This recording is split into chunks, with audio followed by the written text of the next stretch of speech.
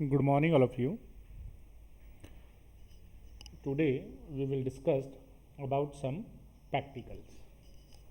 देखो बेटा, आपका जो केमिस्ट्री का प्रैक्टिकल है, ये प्रैक्टिकल केमिस्ट्री प्रैक्टिकल, ये आपका जो प्रैक्टिकल है ये सीनियर क्लास में बोर्ड एग्ज़ाम में 30 मार्क्स का होगा। और 30 मार्क्स का ये जो प्रैक्टिकल है, इस प्रैक्टिकल के अंदर अगर मैं एक्सरसाइज की बात करूं कि आपको कितने एक्सरसाइज यहाँ पर प्रैक्टिकल एग्ज़ाम में करनी पड़ेंगे, तो देखिएगा इसका जो मार्क्स का जो डिस्ट्रीब्यूशन है वो कुछ इस तरीके से है कि जो 30 मार्क्स का जो आपका पूरा का पूरा जो प्रैक्टिकल एग्ज़ाम होगा 3 आवर्स का, उसके अंदर से सबसे पहली जो एक्सपेरिमेंट आपको करना पड़ेगा that is volumetric analysis. Volumetric analysis जो कि 30 मार्क्स में से 8 मार्क्स का आपके है। उसके बाद सेकंड जो आपका एक्सपेरिमेंट होगा that is salt analysis. Salt analysis जो कि आपका 8 मार्क्स का होगा। थर्ड जो एक्सपेरिमेंट है that is content based experiment. बहुत सारे एक्सपेरिमेंट इसके अंदर है, ठीक है। कंटेंट बेस्ड एक्सपेरिमेंट, तो बेटा इसमें बहुत सारे एक्सपेरिमेंट हैं जो कि आपका होगा कितने मार्क्स का, 6 मार्क्स का, ठीक है। और उसके बाद में चौथा जो होगा दैट इज प्रोजेक्ट जो कि आपका होगा 4 मार्क्स का। और उसके बाद में नंबर 5 जो आपका होगा वो होगा आपका रिकॉर्ड या वाई जो कि आपका होगा 4 मार्क्स का। इस तरीके से टोटल जो है वो आपका 30 मार्क्स हो गया है। तो आपको एग्ज़ाम में जो प्रैक्टिकल्स करने पड़ेंगे वो टोटल आपको 3 जो एक्सपेरिमेंट है वो आपको 3 आवर्स के अंदर कंप्लीट करने पड़ेंगे। इसमें से पहला जो है वो वॉल्यूमेट्रिक एक्सरसाइज, ये आपको प्रैक्टिकल करना पड़ेगा एग्ज़ाम के अंदर। सॉल्ट एनालिसिस ये भी करना पड़ेगा और कंटेंट बेस्ड ये भी करना पड़ेगा। प्रोजेक्ट जो है बेटा ये आपको टीचर जो है ये पहले ही अलॉट कर देगा और ये आपको घर से करके लाना पड़ेगा। प्रोजेक्ट जो है पूरे साल भर में आप करोगे। रिकॉर्ड के अंदर आपको क्या करना है, ये पूरा का पूरा जो डाटा है ये पूरा का पूरा आपको रिटर्न करना है इसके अंदर रिकॉर्ड के अंदर। और वीवा या जो आपका वाई वाई जो होता है ये आपका होगा ओरल जो है वो, जो आपका एग्जामिनर होगा वो आपका ओरल जो है वो लेगा। तो आज हम सबसे पहले जो बात करेंगे वो करेंगे वॉल्यूमेट्रिक एनालिसिस की, ठीक है। तो आज का जो हमारा टॉपिक है दैट इज वॉल्यूमेट्रिक एनालिसिस। इसमें 8 मार्क्स का क्वेश्चन होगा और आपको करना क्या है वो देखिएगा। वॉल्यूमेट्रिक एनालिसिस,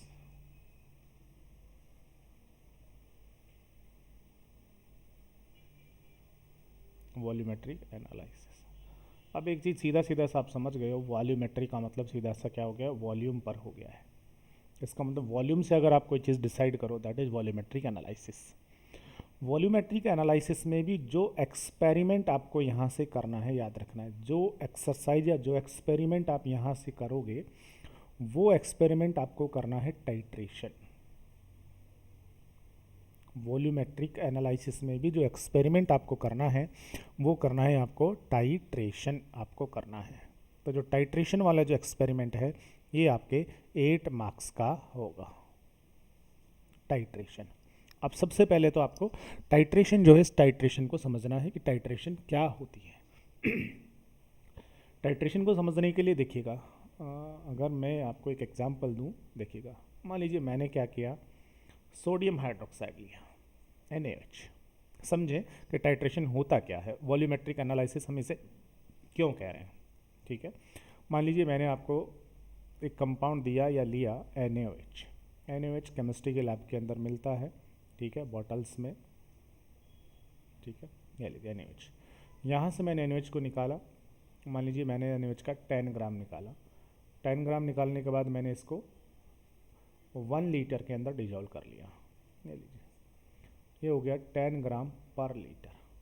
1 लीटर में 10 ग्राम डिजोल्व कर लिया, that is 10 gram per litre. ये इसकी क्या हो गई है, स्ट्रेंथ हो गई है या कंसंट्रेशन जो है वो 10 ग्राम पर लीटर हो गई है। बनाने के बाद मैंने इसे रख दिया। रखने के बाद क्या होता है, कोई स्टूडेंट आता है और आने के बाद, ये मैंने रख दिया 10 ग्राम पर लीटर का, आने के बाद वो क्या करता है, थोड़ा सा पानी लेता है और पानी लेने के बाद में वो इस सॉल्यूशन में मिला देता है। अब पता नहीं उसने कितना पानी इसके अंदर ऐड किया है। अब मुझे बताइए, ये जो सॉल्यूशन है, इस सॉल्यूशन का जो स्ट्रेंथ है, स्ट्रेंथ या फिर जो कंसंट्रेशन है, क्या इस समय आपको पता है? आप प्रेडिक्ट कर सकते हैं इसका कंसंट्रेशन, बता सकते हैं इसका? नहीं बता सकते। क्यों? क्योंकि पता नहीं उसने कितना जो वाटर है वो इसके अंदर ऐड कर दिया है। तो अब आपको इस सॉल्यूशन का जो स्ट्रेंथ या इसकी जो कंसंट्रेशन है वो नॉन नहीं है। पहले तो आपको उसका कंसंट्रेशन नॉन था कि सर हमने 10 ग्राम को 1 लीटर में डिजोल्व किया है, सो इट्स स्ट्रेंथ और concentration is 10 gram per litre. But जैसे आपने वाटर ऐड कर दिया, डाइल्यूट हो गया सॉल्यूशन, तो अब आपको इसका कंसंट्रेशन नॉन नहीं है। ठीक है। या फिर वो क्या करता, या फिर थोड़ा सा NaOH निकाल के और इसमें डिजोल्व कर देता, पानी नहीं मिलाता तो NaOH डाल देता, तो अब इसका कंसंट्रेशन क्या हो जाता, चेंज हो जाता। तब आपको इसका कंसंट्रेशन नॉन नहीं है, अननोन। That's right. तो ये जो सॉल्यूशन है जिसका कंसंट्रेशन आपको नॉन नहीं है, that solution is known as unknown solution. ये हमारा होगा अननोन सॉल्यूशन, ये अननोन सॉल्यूशन। तो टाइट्रेशन में सबसे पहली जो चीज़ आपको सीखनी है वो सीखनी है अननोन सॉल्यूशन का मतलब क्या है। अननोन सॉल्यूशन का मतलब वो सॉल्यूशन नहीं जिसको हमें पता ही नहीं हो, नहीं, जिसका हमें कंसंट्रेशन नहीं पता हो। अननोन सॉल्यूशन मीन्स जिसका हमें स्ट्रेंथ या कंसंट्रेशन नॉन नहीं होगा। सॉल्यूशन तो पता है NaOH का है, बट कंसंट्रेशन अननोन है। That's right, that known as unknown solution. अब आपको कहा जाए कि नहीं, आपको तो ये जो सॉल्यूशन बना है इस सॉल्यूशन का ही कंसंट्रेशन बताइए, इसी का ही बताओ कंसंट्रेशन कितना है। अब ऐसा कैसे बताएं इसका कंसंट्रेशन कितना है? तो उसके लिए साइंटिस्टों ने एक टेक्निक डिज़ाइन की हुई है। देखिए वो क्या कहता है, वो कहते हैं चलो ये NaOH है ना, और आपको पता है NaOH जो होता है बेटा, ये क्या होता है, ये एक बेस होता है। और आपको पता है बेस किसके साथ रिएक्ट करता है, एसिड के साथ रिएक्ट करता है। तो उन्होंने कहा कि हम एक एसिड ले लें, मान लीजिए आपने HCl ले लिया, ठीक है, लेबोरेटरी में HCl होता है बोतल के अंदर, ठीक। इस HCl को लिया, लेने के बाद इसे HCl को लिया और लेने के बाद इसको वाटर में डिजोल्व कर लिया। जब आप इसे वाटर में डिजोल्व कर लोगे तो आपके पास HCl का सॉल्यूशन आ जाएगा, that is solution of HCl। अब आपके पास ये जो HCl का सॉल्यूशन आया है, तो HCl को आपने खुद ने वाटर में डिजोल्व किया है, तो इसकी जो मोलरिटी है वो आपको पता है कि ये 1 मोलरिटी का है या 2 मोलरिटी का है या 0.5 मोलरिटी का है। तो इसकी जो मोलरिटी है वो आपको नॉन है, ऑलरेडी पहले से नॉन है मोलरिटी। दैट्स राइट, मोलरिटी पहले से नॉन है, ठीक है। मोलरिटी भी क्या होता है, मोलरिटी भी तो कंसंट्रेशन है भाई। मोलरिटी नॉन है, इसका मतलब इसका कंसंट्रेशन आपको नॉन है। तो अब इसको आपने बाद में लिया, तो इसका कंसंट्रेशन आपको नॉन है, इसलिए ये जो सॉल्यूशन है ये आपका कहलाएगा नॉन सॉल्यूशन। क्या कहलाएगा, नॉन सॉल्यूशन। तो सबसे पहली चीज़ सीखिएगा, जो टाइट्रेशन होते हैं उस टाइट्रेशन के अंदर 2 सॉल्यूशन होते हैं। कौन कौन से 2 सॉल्यूशन होते हैं? एक होता है हमारे पास में अननोन सॉल्यूशन। क्या होता है बेटा, एक अननोन सॉल्यूशन, दैट्स राइट। और दूसरा जो होता है बेटा, दैट इज नॉन सॉल्यूशन। दूसरा जो होता है दैट इज नॉन सॉल्यूशन, ठीक है ना। तो टाइट्रेशन में हमारे पास में कितने सॉल्यूशंस होते हैं? 2 सॉल्यूशन होते हैं, एक अननोन सॉल्यूशन होता है और दूसरा नॉन सॉल्यूशन होता है। अननोन का मतलब जिसका हमें कंसंट्रेशन कैलकुलेट करना है, और नॉन सॉल्यूशन जो कि हमने खुद ने प्रिपेयर किया है, जिसका कि कंसंट्रेशन हमें पता है ऑलरेडी पहले से, नॉन सॉल्यूशन, ठीक है। अब क्या करते हैं, अब हम एक काम करते हैं कि ये जो नॉन सॉल्यूशन है ना, इस नॉन सॉल्यूशन का एक फिक्स वॉल्यूम लेते हैं। ये आपने इसका क्या किया, एक फिक्स वॉल्यूम लिया है, दैट्स राइट। इसका नॉन सॉल्यूशन जो है इसका एक फिक्स वॉल्यूम लेते हैं, और इस नॉन सॉल्यूशन का एक फिक्स वॉल्यूम आपको लेना है। और किस में लेना है, तो ऐसे करके कॉनिकल फ्लास्क होता है, उस कॉनिकल फ्लास्क के अंदर हम इसका फिक्स वॉल्यूम जो है वो ले लेते हैं, ठीक है। 10 ml 20 ml कितना भी फिक्स जो वॉल्यूम है वो आपने ले लिया। और फिक्स वॉल्यूम लेने के बाद अब क्या करते हैं, फिक्स वॉल्यूम इसका लेने के बाद जो नॉन सॉल्यूशन है, उसके बाद जो अननोन सॉल्यूशन है ना, इस अननोन सॉल्यूशन की इसके साथ रिएक्शन कराते हैं, ठीक है ना। रिएक्शन कराते हैं, किसकी किसके साथ कराते हैं, नॉन सॉल्यूशन के फिक्स वॉल्यूम के साथ में अननोन सॉल्यूशन जो है उसका हम रिएक्शन कराते हैं। तो जैसे ही आप इस HCl के अंदर, यहाँ से क्या मिलाओगे, NaOH जो है वो NaOH ऐड करोगे, ठीक है, दोनों आपस में रिएक्ट करेंगे, ठीक है, रिएक्ट करते रहेंगे, NaCl सॉल्ट बनता रहेगा, वाटर बनता रहेगा, फिर थोड़ा सा और ऐड करेंगे, फिर थोड़ा थोड़ा ड्रॉप बाय ड्रॉप थोड़ा थोड़ा करके आपको ये ऐड करना है, ऐड करना है, ऐड करना है, ठीक है ना, थोड़ा थोड़ा मिलाते रहेंगे, मिलाते रहेंगे, मिलाते रहेंगे, ऐड करते रहेंगे, करते रहेंगे, करते रहेंगे, ठीक है। और देखिए क्या करना है, और इसका वो रिक्वायर्ड अमाउंट हम कैलकुलेट कर लेंगे। क्या कैलकुलेट कर लेंगे, इसका रिक्वायर्ड अमाउंट हम इसका कैलकुलेट कर लेंगे, जो कि इस HCl के फिक्स वॉल्यूम के साथ रिएक्ट करता है। इट मीन्स जो HCl या जो नॉन सॉल्यूशन आपने लिया है, उस नॉन सॉल्यूशन के फिक्स वॉल्यूम के साथ कंप्लीटली रिएक्ट करने के लिए जो आपका अननोन सॉल्यूशन है उसका कितना वॉल्यूम रिक्वायर्ड होता है, ये वॉल्यूम हम कैलकुलेट कर लेते हैं, ये वॉल्यूम हम कैलकुलेट कर लेते हैं।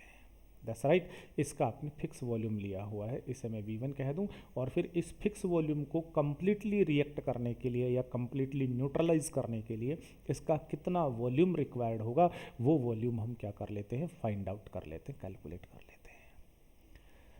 दैट्स राइट, इसका आपने फिक्स वॉल्यूम लिया, उस फिक्स वॉल्यूम के साथ रिएक्ट कराने के लिए इसको आपने यूज़ लिया, रिएक्ट कराते रहे, कराते रहे, कराते रहे, मिक्स करते रहे, और इसका वो रिक्वायर्ड जो वॉल्यूम है ना, कि इसके कंप्लीटली रिएक्ट करने के लिए कितना वॉल्यूम रिक्वायर्ड होगा, उस वॉल्यूम को आपने क्या कर लिया, नोट कर लिया।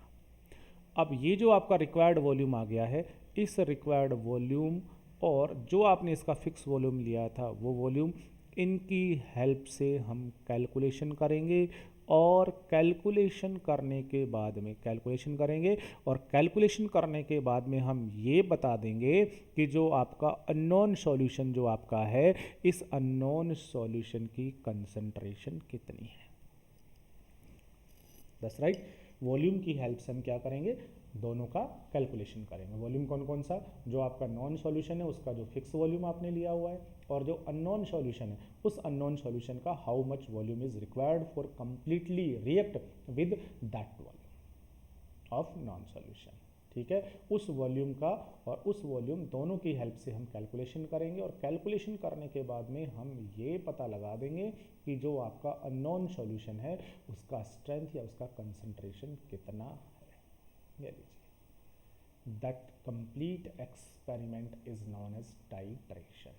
इस पूरे के पूरे एक्सपेरिमेंट को हम कहते हैं टाइट्रेशन, और टाइट्रेशन जो एक्सपेरिमेंट होता है वो एक वॉल्यूमेट्रिक एनालिसिस है। क्यों, क्योंकि टाइट्रेशन में अननोन जो सॉल्यूशन है इसका जो कंसंट्रेशन आपने डिटरमाइन किया वो by the help of volume से किया, so it is a volumetric analysis. That's right, ये क्या होगा, आपका वॉल्यूमेट्रिक एनालिसिस होगा। कुछ बात समझ में आ रही है, चलो देखते हैं आगे। तो अगर मैं अब टाइट्रेशन को डिफाइन करना चाहूँगा, सर टाइट्रेशन को मैं डिफाइन कैसे करूँ, तो पहली चीज़ तो तुम्हें सीखनी थी कि टाइट्रेशन जो है उसको वॉल्यूमेट्रिक एनालिसिस क्यों कर रहे हैं, क्योंकि इसके अंदर वॉल्यूम जो है ना बेटा, उस वॉल्यूम्स के अकॉर्डिंग हम या वॉल्यूम के ऊपर कैलकुलेशन करते हैं, ठीक है, इसलिए इसको हमने वॉल्यूमेट्रिक एनालिसिस कहा है। दूसरा, टाइट्रेशन में करना क्या होता है, तो आपको याद रखना टाइट्रेशन जो है उसके अंदर हमारे पास दो टाइप के सॉल्यूशन होते हैं। कौन कौन से, एक नॉन सॉल्यूशन होता है, एक नॉन सॉल्यूशन होता है। और करना क्या होता है आपको जो नॉन सॉल्यूशन है उसकी हेल्प से अननोन सॉल्यूशन का कंसंट्रेशन कैलकुलेट करना होता है, उसका कैलकुलेशन फाइंड आउट करना होता है। दैट्स राइट, नॉन की हेल्प से अननोन जो सॉल्यूशन है उसका कंसंट्रेशन कैलकुलेट करना होता है, ठीक है। क्या करना पड़ता है, बेसिकली आपको करना पड़ता है जो नॉन सॉल्यूशन है, इस नॉन सॉल्यूशन का आपको एक क्या लेना पड़ता है, फिक्स वॉल्यूम लेना पड़ता है, और इसका जो आपने फिक्स वॉल्यूम लिया है उसके साथ जो आपका नॉन सॉल्यूशन उसकी हम रिएक्शन कराते हैं, और पहले ये डिटरमाइन किया जाता है कि इसके फिक्स वॉल्यूम को कंप्लीटली रिएक्ट करने के लिए इसका कितना वॉल्यूम रिक्वायर्ड होता है, ये वॉल्यूम पहले कैलकुलेट किया जाता है। फिर जब दोनों के वॉल्यूम्स आ जाते हैं, उन वॉल्यूम की हेल्प से हम क्या करते हैं, कैलकुलेशन करते हैं, और कैलकुलेशन करने के बाद अननोन सॉल्यूशन का कंसंट्रेशन आ जाता है। That's right, that is titration, titration का बेसिक कंसेप्ट। तो कैसे डिफाइन करें टाइट्रेशन को, टाइट्रेशन को डिफाइन कर सकते हैं, the technique by which, titration कह सकते हैं the technique by which concentration of unknown solution concentration of unknown solution is calculated or predict by the help of a fixed volume of non solution। ठीक है ना, एक ऐसा technique जिसके अंदर हम अननोन सॉल्यूशन का कंसंट्रेशन या उसका जो स्ट्रेंथ है वो स्ट्रेंथ हम किसी नॉन सॉल्यूशन के फिक्स वॉल्यूम की हेल्प से कैलकुलेट करें, इज नॉन एज टाइट्रेशन। ठीक है बेटा, टाइट्रेशन जो होता है वो बहुत टाइप्स का होता है। जैसे अभी जो मैं टाइट्रेशन आपको एक्सप्लेन करके बता रहा हूँ, समझा रहा हूँ, उसके अंदर मेरे पास में जो अननोन सॉल्यूशन है वो मेरे पास किसका है, बेस का है। नॉन सॉल्यूशन किसका था, HCl का था। तो HCl आपको पता है एसिड होता है और NaOH क्या है, बेस है। तो इसे मैं कहूँगा acid base titration. That's right, acid base titration. दूसरी जो होती है बेटा, ये आपकी होती है एसिड बेस के अलावा दूसरी जो टाइट्रेशन होती है दैट इज रेडॉक्स टाइट्रेशन। दूसरी जो होती है दैट इज रेडॉक्स टाइट्रेशन। ठीक है, तीसरी जो होती है that is precipitation titration. Precipitation titration, इसके अंदर प्रेसिपिटेट बनता है। चौथी जो होती है वो होती है कॉम्प्लेक्सोमेट्रिक टाइट्रेशन। कॉम्प्लेक्सोमेट्रिक टाइट्रेशन, इसके अंदर कॉम्प्लेक्स कंपाउंड जो है उसका फॉर्मेशन होता है। लेकिन जो प्रेसिपिटेशन वाली है ये आपको यहाँ डिस्कस नहीं करनी, क्योंकि ये हमारे आउट ऑफ सिलेबस है ना। कॉम्प्लेक्सोमेट्रिक हमारे सिलेबस में है। ठीक है, 12th क्लास के सिलेबस में एसिड बेस्ड टाइट्रेशन है, ये भी नहीं है। 12th क्लास के सिलेबस में जो टाइट्रेशन है वो हमारी कौन सी है, रेडॉक्स टाइट्रेशन है। ठीक है बेटा, तो अब सीनियर क्लास के अंदर हमें जो डिस्कस करना है टाइट्रेशन में भी, वो डिस्कस करना है रेडॉक्स टाइट्रेशन। ठीक है, चलिए।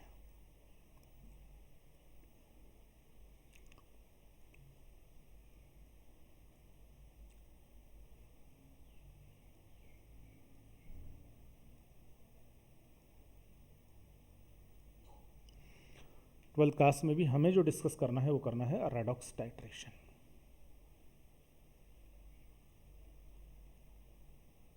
रेडॉक्स टाइट्रेशन, ठीक है। रेडॉक्स का मतलब जानते ही हो, जिसमें रिडक्शन भी होता है और जिसमें ऑक्सीडेशन भी होता है। ठीक है, रिडक्शन होता है इसका मतलब यहाँ पर एक रिड्यूसिंग एजेंट होगा। ठीक है, और ऑक्सीडेशन होता है इसका मतलब ऑक्सीडाइजिंग एजेंट भी होगा। तो यहाँ पर आपके पास एक होगा रिड्यूसिंग एजेंट और बेटा एक होगा आपके पास में ऑक्सीडाइजिंग एजेंट। ठीक है, और टाइट्रेशन में आपको पता ही है, टाइट्रेशन के अंदर आपके पास दो टाइप के सॉल्यूशन होते हैं। कौन कौन से दो टाइप के सॉल्यूशंस होते हैं? एक जो सॉल्यूशन आपके पास में होता है वो होता है आपके पास में नॉन सॉल्यूशन, और एक आपके पास में होता है नॉन सॉल्यूशन। ठीक है, और यहाँ से रेडॉक्स में भी एक रिड्यूसिंग एजेंट होता है, एक ऑक्सीडाइजिंग एजेंट होता है। तो इन दोनों सॉल्यूशन में से ठीक है बेटा, इन दोनों सॉल्यूशन में से नॉन और नॉन जो सॉल्यूशन है, इन दोनों सॉल्यूशन में से आपका एक ऑक्सीडाइजिंग एजेंट होगा। तो जनरली जो आपका अननोन सॉल्यूशन होता है ये आपका होता है ऑक्सीडाइजिंग एजेंट, और जो आपका नॉन सॉल्यूशन होता है ये आपका होता है रिड्यूसिंग एजेंट। एसिड बेस में क्या होता था, एक एसिड होता था, एक बेस होता था। रेडॉक्स में क्या होगा, एक ऑक्सीडाइजिंग एजेंट होगा और एक रिड्यूसिंग एजेंट होगा। ठीक है, तो रेडॉक्स टाइट्रेशन, तो टाइट्रेशन में आपके पास दो सॉल्यूशंस होंगे। ठीक है, अब सुनिएगा, अब आपके सिलेबस में ये जो रेडॉक्स टाइट्रेशन है, इस रेडॉक्स टाइट्रेशन के भी दो एग्जाम्पल हैं। दो एग्जाम्पल कौन कौन से हैं? पहला एग्जाम्पल सुनिए। पहला जो एग्जाम्पल है आपके सिलेबस में वो है titration between KMnO4 and ferrous ammonium sulphate. जो टाइट्रेशन है वो आपकी किस किस के बिटवीन है, KMnO4 and ferrous ammonium sulphate. और दूसरी जो टाइट्रेशन है ये है बिटवीन KMnO4 और ऑक्सैलिक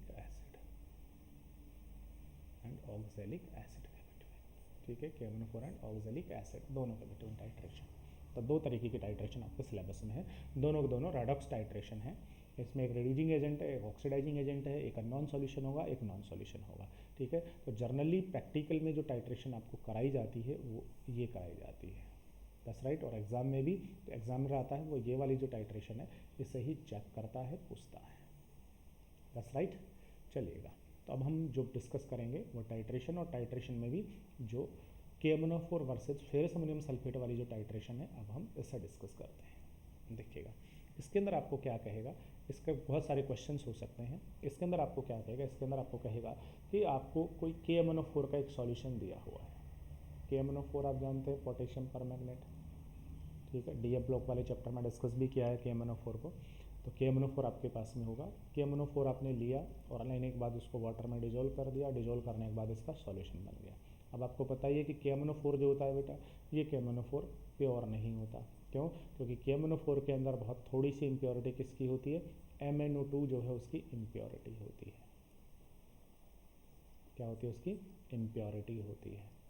अब अगर आपने केमिस्ट्री की लैब में KMnO4 का डब्बा रखा हुआ है, ठीक है, उस KMnO4 के डब्बे से अगर आपने यहाँ से 2 ग्राम KMnO4 निकाल लिया और निकालने के बाद उसको वाटर में डिजोल्व कर लिया 1 लीटर में मान लीजिए, तो आप बोलोगे सर इसका कंसंट्रेशन तो 2 ग्राम पर लीटर है, 2 ग्राम पर लीटर है। बट एक्चुअल में वो 2 ग्राम पर लीटर है ही नहीं। क्यों? क्योंकि आपने जब उसमें से 2 ग्राम आपने निकाला KMnO4, ठीक है ना, तो वो 2 ग्राम थोड़ी आया। 2 ग्राम के अंदर तो KMnO4 भी है और साथ में इम्प्योरिटी भी है। अब पता नहीं MnO2 की कितनी इम्प्योरिटी इसमें प्रेजेंट है। तो एक्चुअल में जो सॉल्यूशन बना KMnO4 का, ये KMnO4 का जो सॉल्यूशन है, इसका ये जो कंसंट्रेशन तुम्हारे पास में है, ये करेक्ट नहीं है। इसलिए KMnO4 का जो सॉल्यूशन होता है, ये एक सेकेंडरी सॉल्यूशन होता है। कैसा सॉल्यूशन होता है? सेकेंडरी सॉल्यूशन है, क्योंकि इसकी कंसंट्रेशन जो है वो परफेक्ट नहीं होती है, सही नहीं होती है।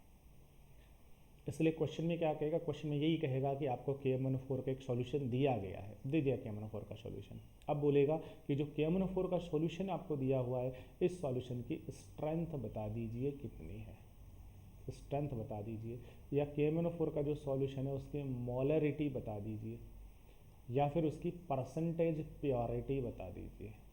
ठीक है, अभी हम इसके बारे में बात करेंगे।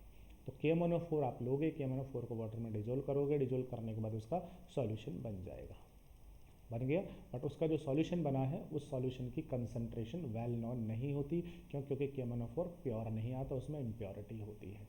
इसलिए क्वेश्चन में आपको क्या कहेगा, क्वेश्चन में यही कहेगा कि जो KMnO4 का सॉल्यूशन आपको दिया हुआ है, उस KMnO4 के सॉल्यूशन की स्ट्रेंथ, मोलरिटी या परसेंटेज प्योरिटी कैलकुलेट कीजिए। अब ये कैलकुलेट कैसे करें हम KMnO4 का, तो उसके लिए आपको क्या करेगा, उसके लिए आपको एक दूसरा सॉल्यूशन और देगा। और दूसरा जो सॉल्यूशन है वो किसका है, वो है फेरस अमोनियम सल्फेट का।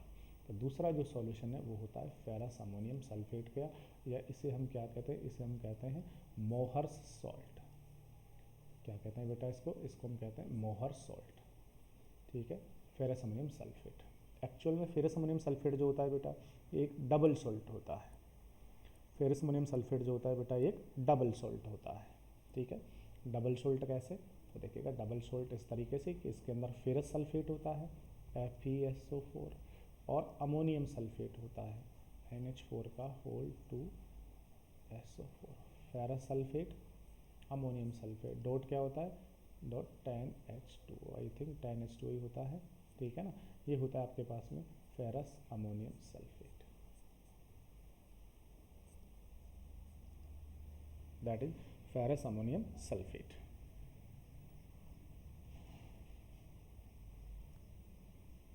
फेरस अमोनियम सल्फेट, ठीक है, डॉट 6H2O, सॉरी 6H2 होता है। ठीक है, that is ferrous ammonium sulphate. ये तो केमिस्ट्री की लैब में आप देखोगे तो डब्बा जो होगा उसके ऊपर क्या होगा, उसके ऊपर लिखा रहेगा फेरस अमोनियम सल्फेट। तो वो बोलेगा कि आपको फेरस अमोनियम सल्फेट का सॉल्यूशन दिया हुआ है, that is ferrous ammonium sulphate. ठीक है, अब बहुत बार क्या होता है, कहता है कि ये जो फेरस अमोनियम सल्फेट है, इसका सॉल्यूशन खुद बनाइए, खुद प्रिपेयर कीजिए फेरस अमोनियम सल्फेट के सॉल्यूशन को। खुद कैसे बनाएं, खुद कैसे बनाएं फेरस अमोनियम सल्फेट के सॉल्यूशन को। ठीक है, तो आपको कहेगा कि आप एक काम कीजिए, फेरस अमोनियम सल्फेट जो है इसका सॉल्यूशन खुद प्रिपेयर कीजिए। कितना प्रिपेयर कीजिए, तो आपको पहले इसका सॉल्यूशन हो सकता है एग्जाम में बना बनाया भी दिया जाए और आपको बनाना भी पड़ जाए। तो आपको कह देगा कि you prepare 250 ml of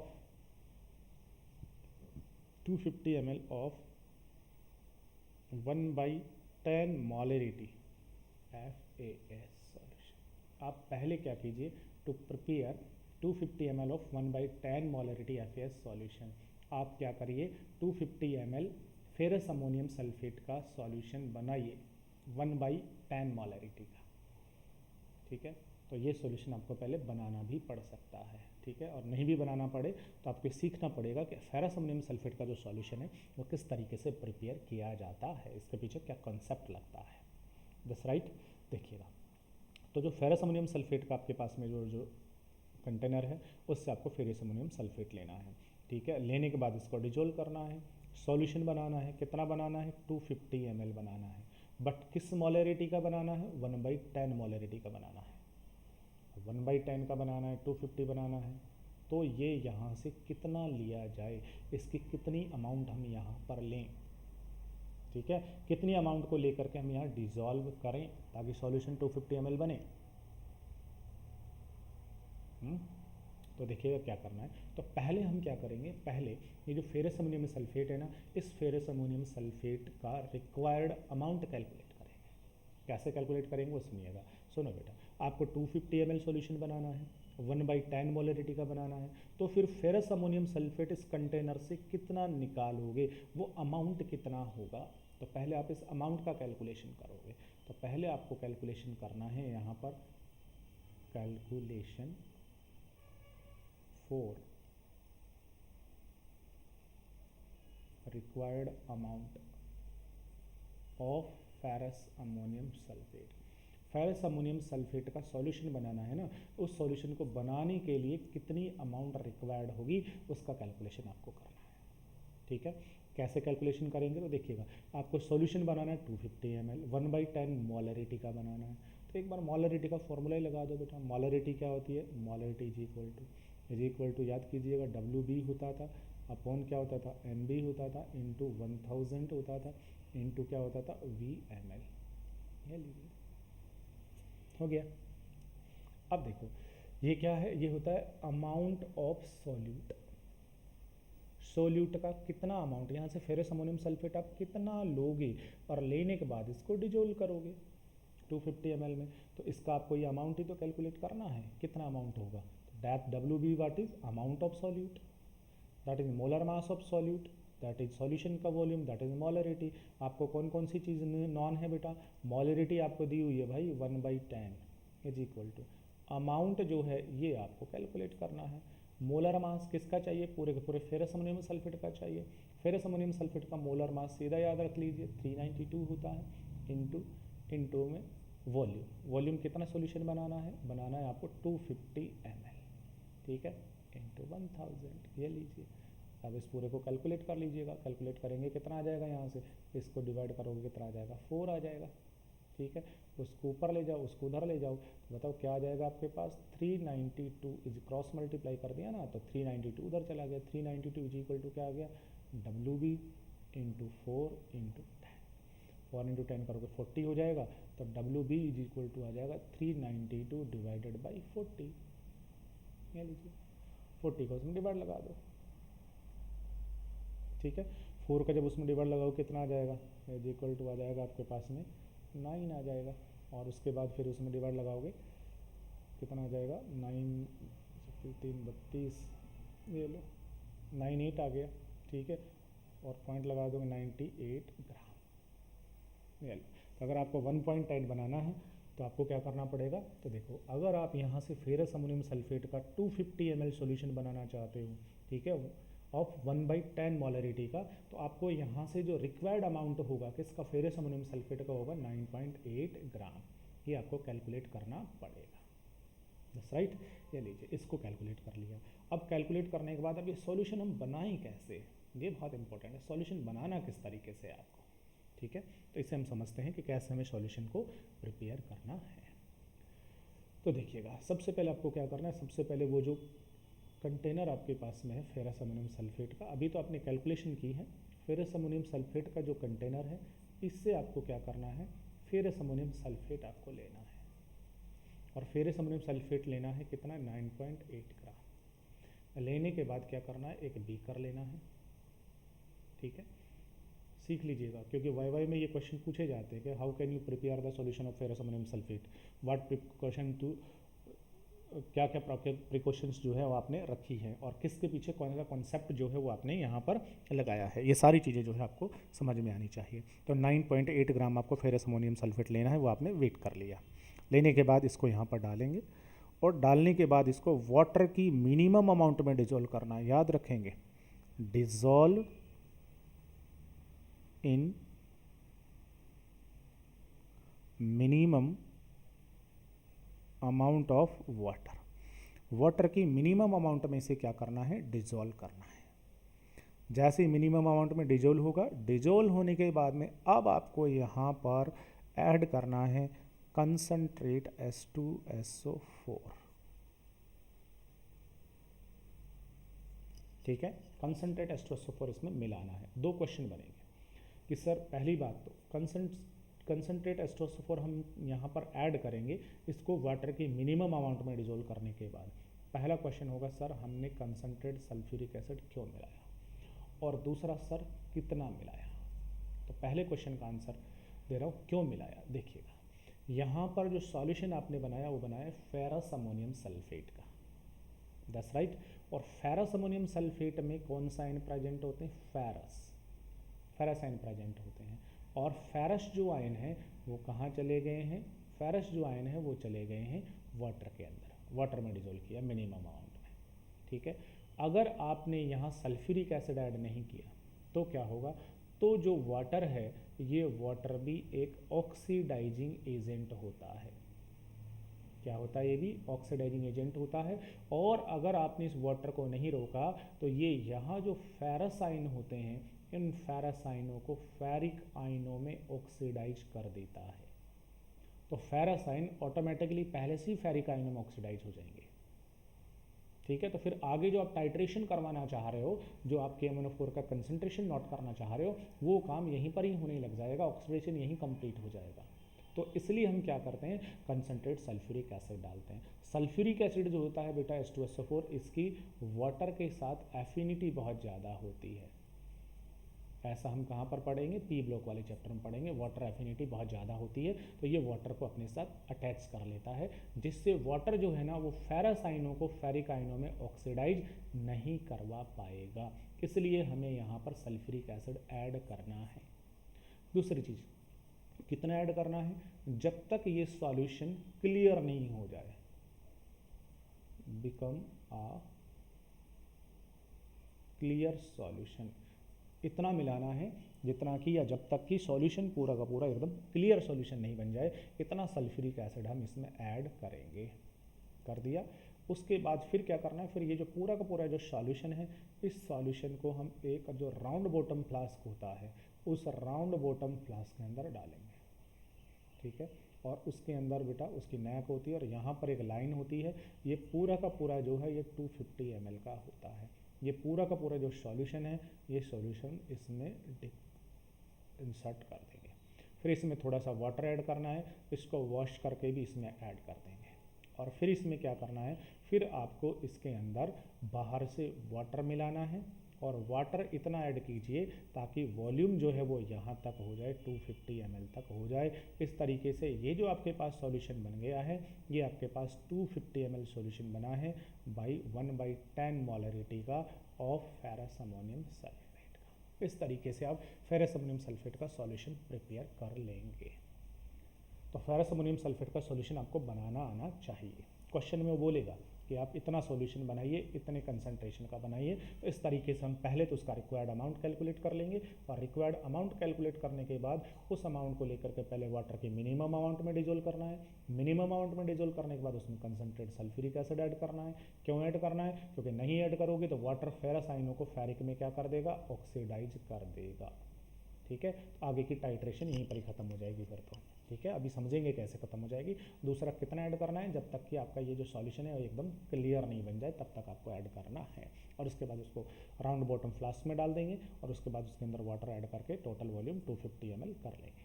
that's right, ये आपके पास सॉल्यूशन बन गया FAS का। FAS का सॉल्यूशन आपके पास आ गया है, फेरस अमोनियम सल्फेट आपके पास आ गया है। फेरस अमोनियम सल्फेट आने के बाद से अब आपके पास दूसरा जो सॉल्यूशन है वो किसका होगा, दूसरा जो सॉल्यूशन है वो होगा आपके पास में KMnO4 का। KMnO4 का जो सॉल्यूशन है वो सिंपली होगा, सिंपली KMnO4 का जो आपके पास में जो कंटेनर है उससे आपने 2 ग्राम 3 ग्राम 4 ग्राम जितना भी हो उतना आपने निकाला, निकालने के बाद सीधा वाटर में डिजोल्व कर दिया, वाटर में डिजोल्व करने के बाद सॉल्यूशन बन गया। लेकिन KMnO4 प्योर नहीं है ना, इसलिए ये तुमने सॉल्यूशन बनाया ये सही नहीं है, ठीक है। तो ये लीजिए, अब आपको इसका स्ट्रेंथ, मोलरिटी, परसेंटेज प्योरिटी वगैरह कैलकुलेट करनी है, ठीक है। तो अब आपके पास में 2 सॉल्यूशन आ गए हैं। कौन कौन से 2 सॉल्यूशन आ गए हैं? एक जो सॉल्यूशन है वो आपके पास आ गया है KMnO4 का, ये KMnO4 का सॉल्यूशन आ गया है। और दूसरा जो सॉल्यूशन है वो आपके पास में आ गया है, ये देखिए, ये आपके पास आ गया फेरस अमोनियम सल्फेट का, ठीक है। अब आप बता सकते हो दोनों सॉल्यूशन में से which solution is known and which solution is unknown. दोनों में से कौन सा नॉन सॉल्यूशन है, कौन सा नॉन सॉल्यूशन है, बोलो। तो KMnO4 जो है बेटा, ये KMnO4 जो है ये आपका अननोन सॉल्यूशन है, दैट इज अननोन सॉल्यूशन। क्यों? क्योंकि इसका कंसंट्रेशन आपको नॉन नहीं है, ठीक है। बट FAS जो है ये कैसा है, ये है आपके पास में नॉन सॉल्यूशन, क्योंकि इसका कंसंट्रेशन आपको नॉन है ऑलरेडी, पहले से पता है। अब आपको क्या करना है, अब ये जो नॉन जो सॉल्यूशन है इसकी हेल्प से अननोन जो सॉल्यूशन है इसका कंसंट्रेशन आपको डिटरमाइन करना है। डिटरमाइन कैसे करें? तो डिटरमाइन करने के लिए आपको टाइट्रेशन यूज़ करना है। टाइट्रेशन में आपको क्या करना है, जो फेरस अमोनियम सल्फेट है इसका एक फिक्स वॉल्यूम लेना है, फिक्स वॉल्यूम। फिक्स वॉल्यूम कैसे लेंगे? तो फिक्स वॉल्यूम लेने के लिए बेटा इसके लिए आपके पास में क्या होता है, एक ऐसा अपरेटस होता है, ठीक है, इस तरीके का अपरेटस होता है और ये बीच से थोड़ा सा ऐसे ऐसे, ठीक है। और याद है ऐसा जो अपरेटस होता है, इस अपरेटस को हम क्या कहते हैं, ये कहलाता है पिपेट, दैट इज पिपेट, ठीक है। और ये जो पिपेट होता है, इस पिपेट के ऊपर यहाँ पर लिखा रहता है 20 ml 10 ml जो भी है वो, और यहाँ पर इसमें लगा होता है एक सर्किल, ठीक है। तो आप क्या करेंगे, इस पिपेट को इसके अंदर डिप करना है, और डिप करने के बाद इसे शक करना है, और शक करने के बाद इसके अंदर आप ये जो फेरस अमोनियम सल्फेट सॉल्यूशन है ये सॉल्यूशन आप इसमें फिल कर दोगे। That's right. पिपेट की हेल्प से आपको 20 ml जो सॉल्यूशन है वो 20 ml सॉल्यूशन आपको फिल कर लेना है, ठीक है। और 20 ml सॉल्यूशन फिल करने के बाद फिर क्या करना है, ये जो सॉल्यूशन है इस सॉल्यूशन को आप इंसर्ट कर दोगे, किस में इंसर्ट कर दोगे, जो आपने सॉल्यूशन यहाँ से फिल किया है इसे इंसर्ट कर देना है किसके अंदर, एक इस तरीके का फ्लास्क होता है, और ये जो फ्लास्क होता है इस फ्लास्क को हम क्या कहते हैं, that is conical flask, that is conical flask. इस कॉनिकल फ्लास्क के अंदर आप क्या करोगे, ये जो फेरस अमोनियम सल्फेट का सॉल्यूशन है वो सॉल्यूशन इसमें आपने डाल दिया है। फिक्स वॉल्यूम 20 ml भी ले सकते हैं, 10 ml भी ले सकते हैं। तो मान लिया आपने 20 ml ले लिया, 20 ml of FAS, fix volume आपने ले लिया by the help of pipette, ठीक है। उसके बाद दूसरा सॉल्यूशन बचा है KMnO4 जो कि आपका नॉन सॉल्यूशन है, इसका क्या करें, तो देखिएगा इसके लिए आपको क्या करना है बेटा, इसके लिए आपको एक ऐसा स्टैंड होता है, दैट्स राइट, केमिस्ट्री के लैब में आपने देखा है ऐसा स्टैंड होता है, ठीक है। और ये जो स्टैंड है दैट इज टाइट्रेशन स्टैंड, ये जो स्टैंड होता है दैट इज टाइट्रेशन स्टैंड। और ये जो टाइट्रेशन स्टैंड होता है, इस टाइट्रेशन स्टैंड के ऊपर एक पतली सी ऐसे करके एक ट्यूब लगी होती है ना, और दैट इज ब्यूरेट। ये जो ट्यूब यहाँ पर लगी है इसे हम क्या कहते हैं, that is burette, that is burette, ठीक है। नीचे क्या लगी होती है, इसमें नॉब लगी होती है, ठीक है, नीचे नॉब लगी होती है, नीचे से बंद होता है, ब्यूरेट। आपको क्या करना है, यहाँ से जो KMnO4 का सॉल्यूशन है वो KMnO4 का सॉल्यूशन ये जो ब्यूरेट है इस ब्यूरेट के अंदर फिल कर देना है, ब्यूरेट में फिल कर दिया, ठीक है। ब्यूरेट जो होता है बेटा इसका वॉल्यूम यहाँ तक आप देखोगे तो यहाँ 0 लिखा रहेगा, उसके बाद 1 2 3 4 5 6 7 ऐसे चलता रहेगा 50। तो पूरी की पूरी ब्यूरेट का जो वॉल्यूम होता है वो कितना होता है, लगभग 50 ml होता है। अलग अलग साइज़ की भी आती हैं, तो आपके पास में जो ब्यूरेट होगी जर्नली वो 50 ml की होगी, तो आपने 50 ml इसके अंदर फिल कर देना है, ठीक है। अब DA ब्लॉक वाले चैप्टर में हमने कहीं डिस्कस किया हुआ है PPP कि जो पोटेशियम परमैंगनेट जो होता है KMnO4, ये KMnO4 कौन से कलर का होता है, पर्पल कलर का होता है। तो पर्पल कलर का जो सॉल्यूशन है वो आपने इसमें फिल कर देना है, ठीक है। फिल करने के बाद अब क्या करेंगे, अब ये जो कॉनिकल फ्लास्क है इस कॉनिकल फ्लास्क को हम यहाँ पर लेकर के आएंगे, यहाँ पर रख देंगे, ठीक है।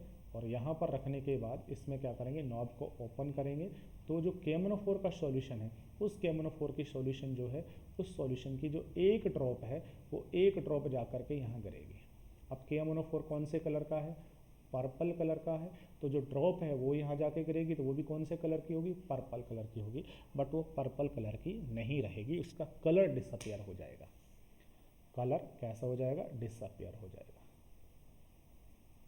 कलर डिसअपियर हो जाएगा। क्यों डिसअपियर हो गया?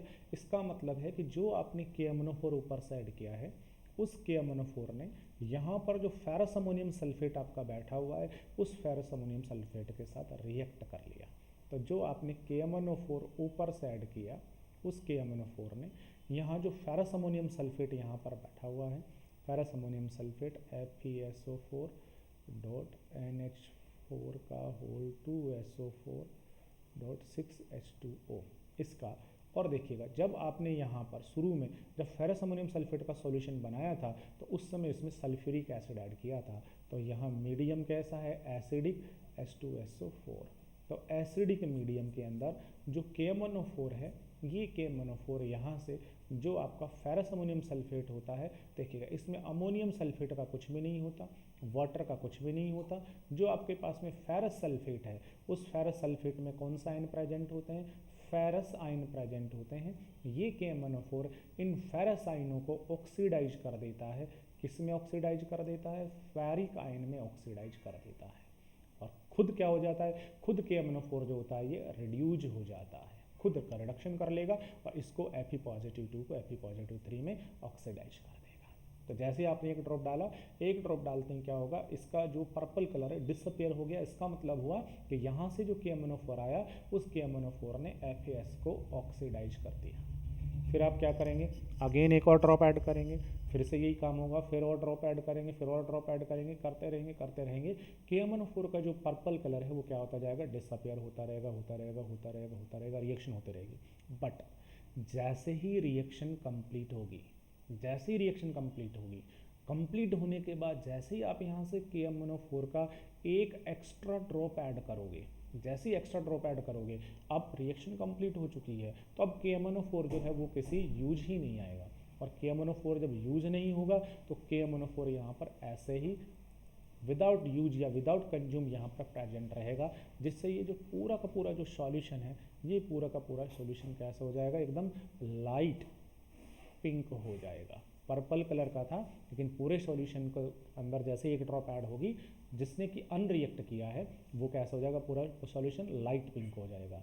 और जैसे ये पूरा का पूरा सॉल्यूशन लाइट पिंक हो, it indicate that the reaction between KMnO4 and ferrous ammonium sulphate is completed. जैसे ही पूरा का पूरा सॉल्यूशन लाइट पिंक कलर का होगा, ये आपको अपने आप इंडिकेट करेगा कि जो आपका ये KMnO4 है और जो यहाँ फेरस अमोनियम सल्फेट यहाँ से प्रेजेंट है, इन दोनों के बीच जो रिएक्शन हो रही थी, ये रिएक्शन कंप्लीट हो चुकी है।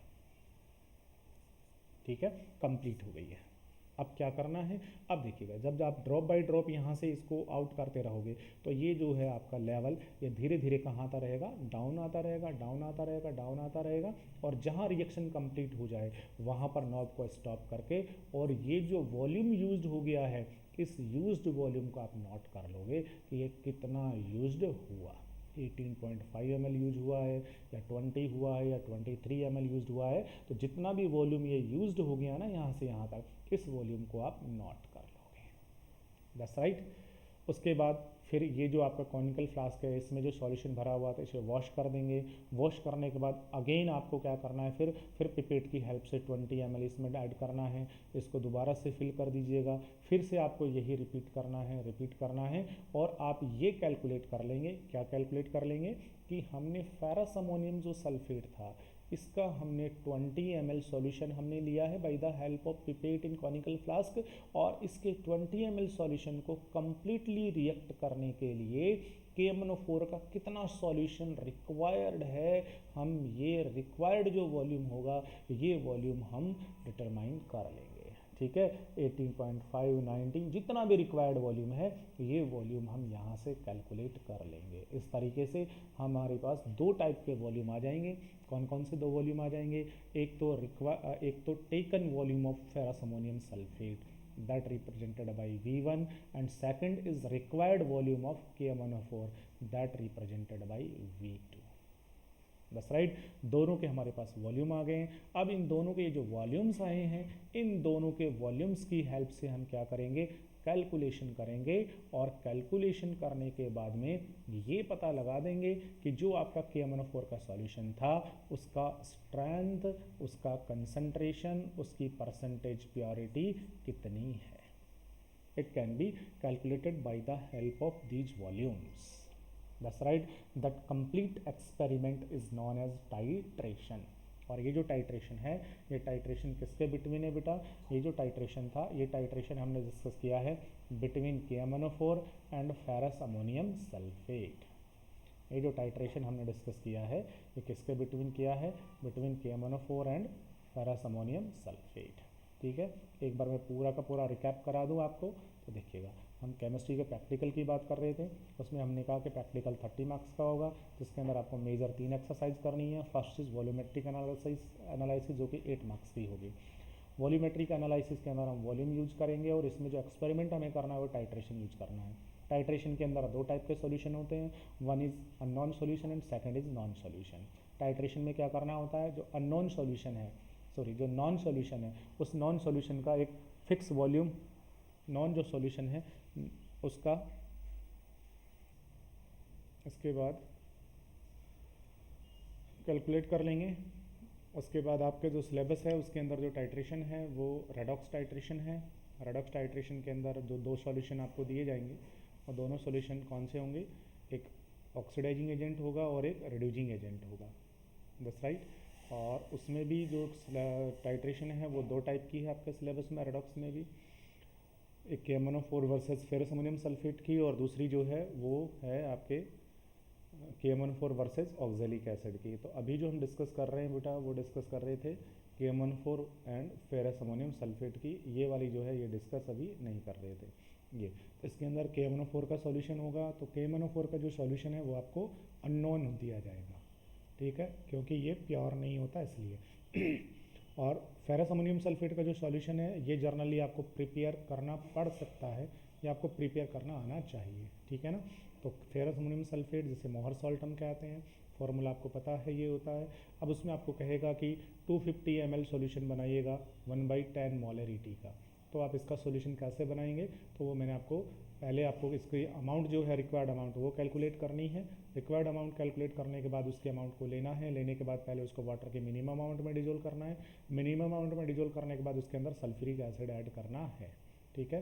कितना ऐड करना है, क्यों करना है, ये मैंने आपको बता दिया। नहीं ऐड करोगे तो जो वाटर है वो वाटर क्या करेगा, उसको ऑक्सीडाइज कर देगा फेरस आयनों को फेरिक आयनों में, ठीक है। उसके बाद में फेरस अमोनियम सल्फेट का सॉल्यूशन बन गया। KMnO4 का सॉल्यूशन आपको पहले से दिया जाएगा। KMnO4 का जो सॉल्यूशन है उसे आपको ब्यूरेट जो है उस ब्यूरेट के अंदर आपको फिल कर देना है। उसके बाद फेरस अमोनियम सल्फेट का जो सॉल्यूशन होगा, आपका नॉन जो सॉल्यूशन है उसका एक फिक्स वॉल्यूम लेना है। फिक्स वॉल्यूम हम लेंगे by the help of pipette. Pipette की हेल्प से उसका फिक्स वॉल्यूम लेके कॉनिकल फ्लास्क में प्लेस्ड कर देंगे। कॉनिकल फ्लास्क में डालने के बाद में इस कॉनिकल फ्लास्क को उसके नीचे लगा के करके और ड्रॉप बाय ड्रॉप जो KMnO4 का सॉल्यूशन है वो उसमें ऐड करेंगे। जैसे ड्रॉप बाय ड्रॉप ऐड करेंगे तो जो KMnO4 है वो फेरस अमोनियम सल्फेट को ऑक्सीडाइज करेगा, फेरस आयनों को फेरिक आयनों के अंदर कन्वर्ट करेगा, और खुद का जो कलर है वो कलर डिसअपियर हो जाएगा। जैसे ही रिएक्शन कंप्लीट होगी, इसका जो कलर है वो कैसा आ जाएगा सॉल्यूशन का, लाइट पिंक कलर। जहाँ भी लाइट पिंक कलर आ जाए वहीं पर ही नॉब को स्टॉप कर देंगे, रिएक्शन कंप्लीट हो गई है। और इसके 20 ml के साथ या जो भी फिक्स वॉल्यूम आपने लिया है उस फिक्स वॉल्यूम के साथ में KMnO4 का कितना वॉल्यूम रिक्वायर्ड होता है, इस तरीके से हम दोनों का वॉल्यूम जो है वो दोनों का वॉल्यूम हम कैलकुलेट कर लेंगे, ठीक है। जब आपके पास में दोनों का वॉल्यूम आ जाएगा कि इसके वॉल्यूम के साथ में इसका कितना वॉल्यूम आपको रिक्वायर्ड हुआ, फेरस अमोनियम सल्फेट के 20 ml के साथ KMnO4 का कितना वॉल्यूम आपके पास आ गया है, दोनों की वॉल्यूम की हेल्प से हम क्या करेंगे, कैलकुलेशन करेंगे। और कैलकुलेशन करके KMnO4 का जो है स्ट्रेंथ जो है उस स्ट्रेंथ को हम डिटरमाइन कर देंगे। That's right. चलिएगा, ये पूरा का पूरा हो गया, प्रैक्टिकल पोर्शन हो गया है। अब पूरा प्रैक्टिकल पोर्शन होने के बाद में अब हमारा आता है थोड़ा सा थ्योरेटिकल पोर्शन। थ्योरेटिकल पोर्शन के अंदर आपको क्या करना है, कैलकुलेशन करनी है। क्या करना है आपको, कैलकुलेशन करना है। किसका कैलकुलेशन करना है, कैलकुलेशन करना है आपको फेरस अमोनियम सल्फेट का जो फिक्स वॉल्यूम आपने लिया, उसके साथ रिएक्ट करने के लिए KMnO4 का जितना वॉल्यूम आपके पास यूज्ड हो गया, अब इन दोनों वॉल्यूम की हेल्प से कैलकुलेशन करके और आप क्या कैलकुलेट कर देंगे, KMnO4 की स्ट्रेंथ कैलकुलेट कर देंगे।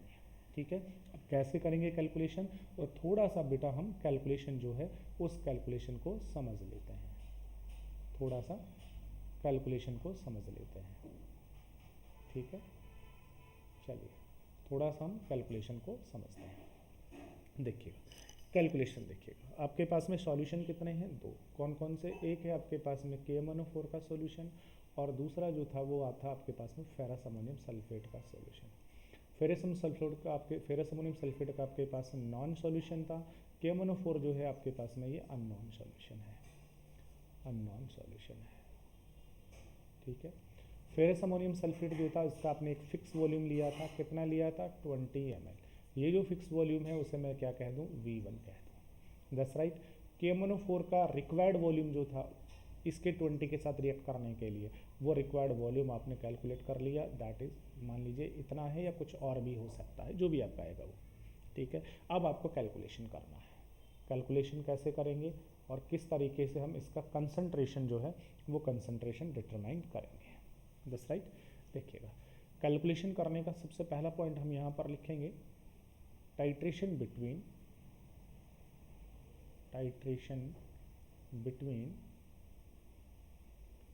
FAS and KMnO4। इन दोनों के बीच में आपने टाइट्रेशन कराई है, तो कैलकुलेशन का सबसे पहला point, calculation for molarity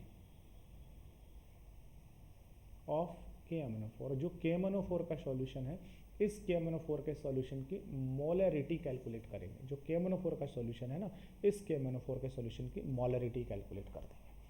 molarity कैसे कैलकुलेट करेंगे, तो आपके पास में दो सॉल्यूशन है, कौन कौन से, एक FAS है और दूसरा कौन सा है, दूसरा जो है वो है KMnO4।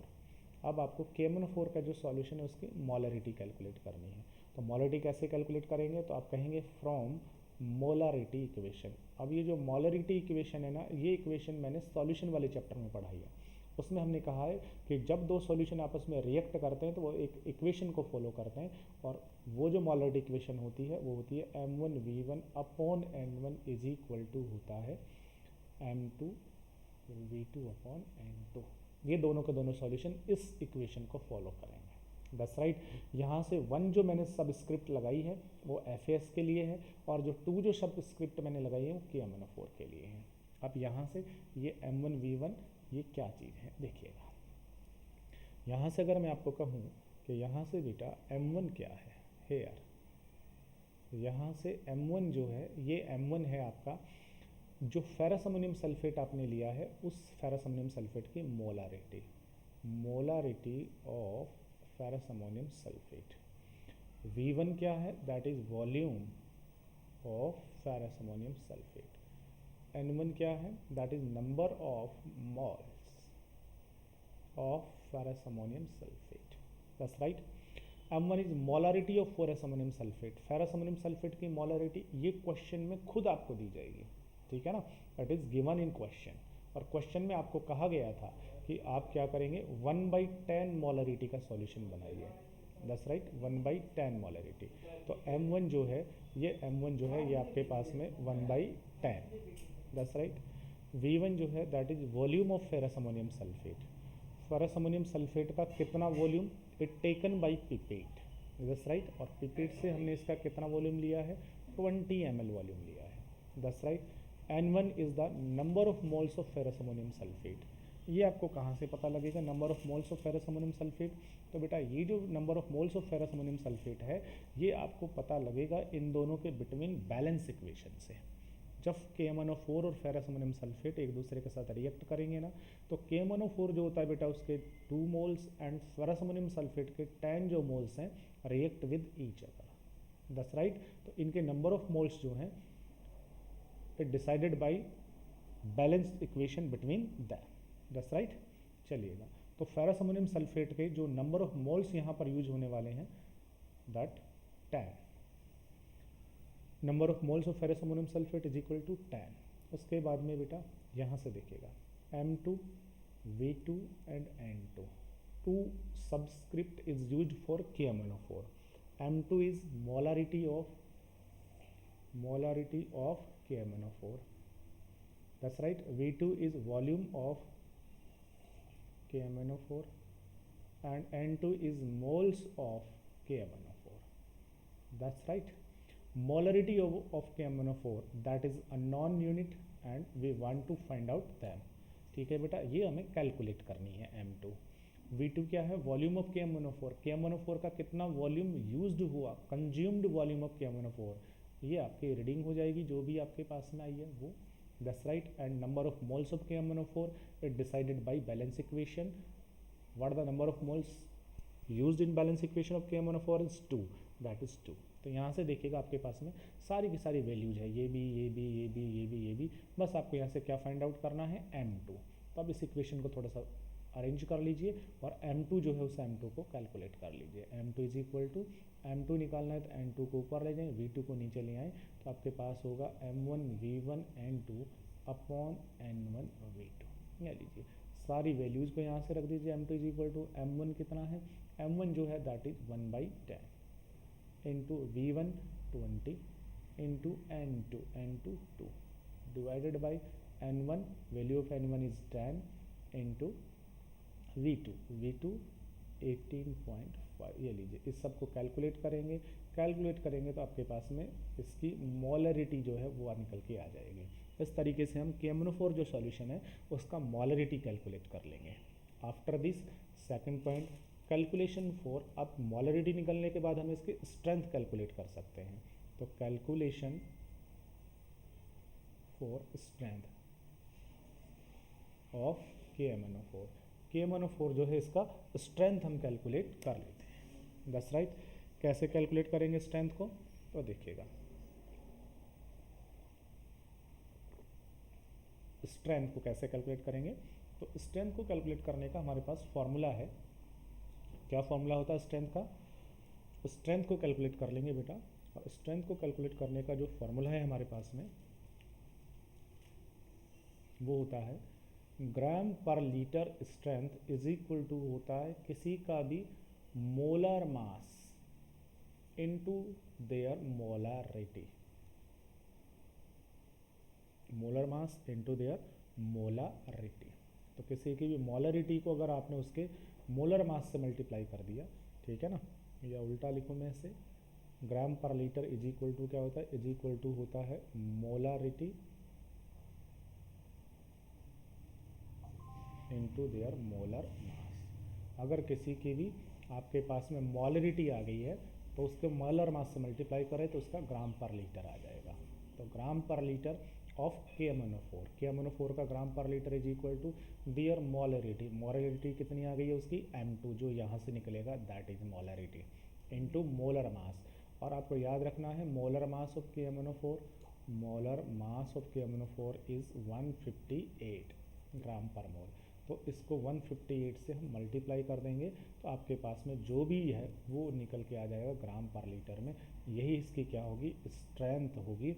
इस तरीके से अननोन KMnO4 का जो सॉल्यूशन है उस सॉल्यूशन की हम स्ट्रेंथ कैलकुलेट कर सकते हैं. That's right. तो यहाँ पर ये जो टाइट्रेशन जो एक्सपेरिमेंट है उसके अंदर आपके दो पोर्शन होंगे. प्रैक्टिकल पोर्शन अलग होगा और उसका कैलकुलेशन या थ्योरेटिकल पोर्शन जो है वो अलग होगा. प्रैक्टिकल जो पोर्शन है उस पोर्शन से आपको केवल वॉल्यूम जो है ना वो कैलकुलेट करना है कि KMnO4 का how much volume is required with completely react with a fix volume of ferrous ammonium sulphate. That's right. ये प्रैक्टिकल पार्ट होगा.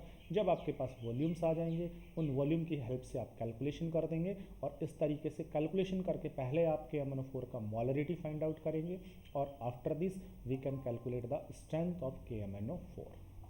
इसके बाद हम इसका परसेंटेज प्योरिटी भी कैलकुलेट कर सकते हैं, लेकिन ये हम नेक्स्ट क्लास में करेंगे. Okay, thank you.